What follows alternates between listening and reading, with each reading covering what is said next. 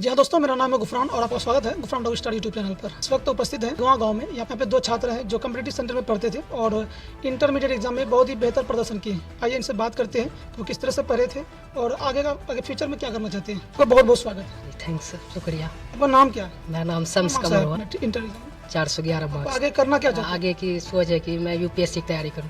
अब अपने गाँव में कितने नंबर में टॉपर में? मैं सेकंड टॉपर हूं अपना गांव में।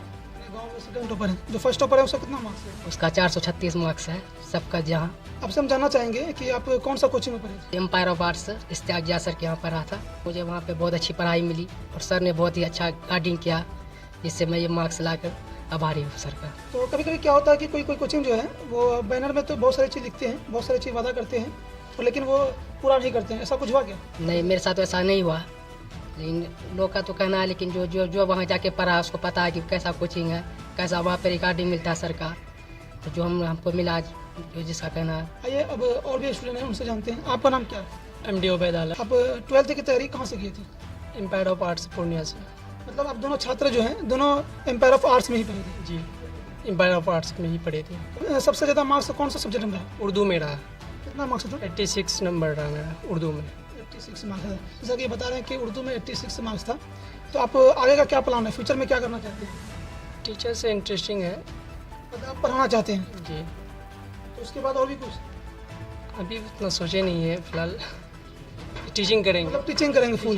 जी। तो आइए उनके गार्जियन से भी बात करते हैं। आपका बहुत बहुत स्वागत है। मोहम्मद, मेरा नाम है मोहम्मद इफ्तिखारुल हसन। शम्स कमर का फादर हूँ मैं। तो सबसे बार शुरू से पढ़ने में कैसा था?